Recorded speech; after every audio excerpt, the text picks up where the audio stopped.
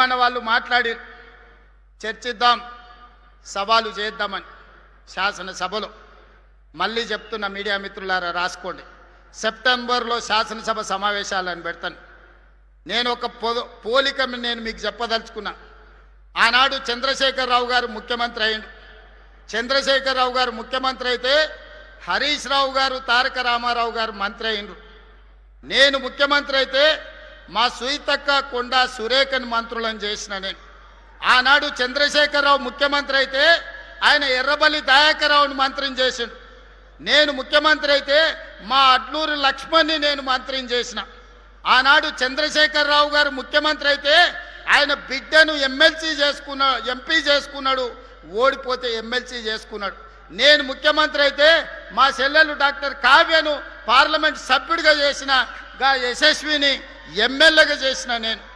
ఆనాడు చంద్రశేఖరరావు ముఖ్యమంత్రి అయితే జోగినిపల్లి సంతోష్రావు సడ్డకుని కొడుకుని రాజ్యసభ చేసుకున్నాడు. ఈనాడు నేను ముఖ్యమంత్రి అయితే మిత్రధర్మంగా వేం నరేందర్ రెడ్డిని మీ బిడ్డను రాజ్యసభలోకి పంపించిన నేను. ఆనాడు చంద్రశేఖరరావు ముఖ్యమంత్రి అయితే కరీంనగర్లో వినోద్రావును బండకేసి కొడితే ప్లానింగ్ కమిషన్ వైస్ చైర్మన్ చేసుకున్నాడు.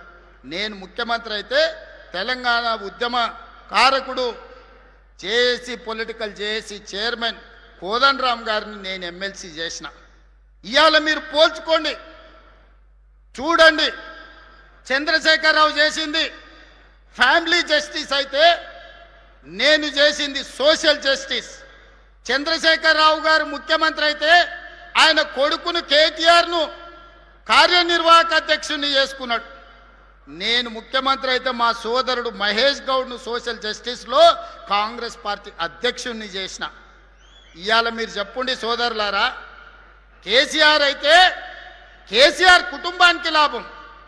అదే కాంగ్రెస్ పార్టీ అధికారంలోకి వస్తే బీసీలకు, ఎస్సీలకు, ఎస్టీలకు, మైనారిటీలకు మీ కుసూర్ పాషా ఈరోజు ఒక బలమైన బాధ్యతలు ఉన్నాడు. ఒక అజరుద్దీన్ ఈరోజు ఒక మంత్రిగా రాణిస్తున్నాడు. అందుకే ఈనాడు నేను స్పష్టంగా సవాల్ విసురుతున్నా. చంద్రశేఖరరావు ముఖ్యమంత్రి అయితే ఎవరెవరికి లాభం జరిగిందో అదే ఇందిరమ్మ రాజ్యం ప్రజాపాలన వస్తే ఏ రకంగా సీతక్క, కొండా సురేఖమ్మ మంత్రులైందో, ఏ రకంగా అడ్లూరు లక్ష్మణ్ మంత్రి అయిందో, ఏ రకంగా అజరుద్దీన్ మంత్రి అయిందో, ఏ రకంగా డాక్టర్ కావ్య ఎంపీ అయిందో, యశస్విని ఎమ్మెల్యే అయిందో, వేం నరేందర్ రెడ్డి రాజ్యసభ అయిందో, లెక్కలన్నీ పక్కాగా నేను చెప్తా. ప్రొఫెసర్ కోదండరామ్ ఏ రకంగా ఎమ్మెల్సీ అయిందో, ప్రొఫెసర్ జయశంకర్ గ్రామం రెవెన్యూ విలేజ్ ఏ విధంగా అయిందో నేను లెక్క చెప్తా. ఆ గ్రామానికి మా అన్న చెప్తున్నాడు 10 కోట్ల రూపాయలు డెవలప్మెంట్కి ఇచ్చినామని. ఆయన మాత్రం చింతమడకకి ఇచ్చుకున్నాడు. అవి కూడా ఇచ్చిండో కమిషన్లు కొట్టేసిండో నాకైతే తెలియదు. అందుకే ఈనాడు మిత్రులారా, ఇది ప్రజాపాలన. ఒకటొకటిగా సమస్యల్ని పరిష్కరించుకుంటున్నాం, మెల్లమెల్లగా కూడా తీసుకుంటున్నాం. ఈరోజు బోల్తా కొట్టిన బండిని పట్టాలు ఎక్కించినాం, ఇక పరిగెత్తిచ్చుడే ఉన్నది. మీ అందరి సహకారం, మీ అందరి ఆశీర్వాదం ఉండాలి. నిండు మనసుతో ఏ విధంగా అయితే పరికాలలో మన్న ప్రకాశాన్ని గెలిపించినో రాబోయే 2029లో రెట్టించిన మెజారిటీతోని ఈ ప్రాంతంలో గెలిపించండి. ఆ పక్కన దొంతి మాధవరెడ్డి గారిని, మిగతా వాళ్ళని, వేదిక మీద ఉన్నోళ్ళని, గక్కనే మన నాయన రాజేందర్ ఉన్నాడు. వరంగల్కి అండర్ గ్రౌండ్ డ్రైనేజ్ ఇస్తే ఏం అడగను అన్నాడు. 6,000 కోట్లతో అండర్ గ్రౌండ్ ఇచ్చిన. మళ్ళీ ఎంబడే వచ్చి ఔటర్ రింగ్ రోడ్ కావాలన్నాడు, అది కూడా ఇచ్చిన.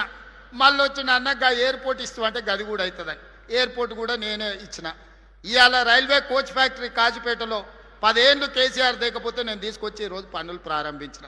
మీరు చెప్పండి మిత్రులారా, ఆనాటి ప్రభుత్వంలో నిజాం కాలంలో నడిచిన ఎయిర్పోర్టు బంద్ అయితే ఒక్క రోజన్న మీ దిక్కు చూసిండా? Kazipet railway coach factory Sonia Gandhi హామీ ఇస్తే ఒక్కరోజైనా దానికోసం ప్రయత్నం చేసిండా? ఎన్నడన్నా మీ అండర్ గ్రౌండ్ డ్రైనేజ్ ఉండాలి వరంగల్కి అని ఆలోచన చేసిండా? వరంగల్కి ఔటర్ రింగ్ రోడ్ ఉండాలని ఆలోచన చేసిండా? కాకతీయ మెగా టెక్స్టైల్ పార్కులో మీకు ఉద్యోగ ఉపాధి అవకాశాలు ఉండాలి అని ఆలోచన చేసిండా? సమ్మక్క సారలమ్మ మందిరం, 100 ఏళ్ళ చరిత్ర ఉన్న సమ్మక్క సారలమ్మ మందిరం వైపు కూడా మళ్ళీ చూడలే ఆనాటి ముఖ్యమంత్రి. ఈనాడు పొంగులేటి శ్రీనివాసరెడ్డి గారి పర్యవేక్షణలో అద్భుతంగా ఈరోజు సమ్మక్క సారలమ్మ మందిరాన్ని నిర్మించుకున్నాం కదా, వన దేవతలను పూజించుకుంటున్నాం కదా. ఇది మా సోషల్ జస్టిస్. సామాన్యుల కోసం పనిచేసే ప్రభుత్వం, మీకోసం పనిచేసే ప్రభుత్వం, మీలో కలిసిమెలిసి ఉండే ప్రభుత్వం.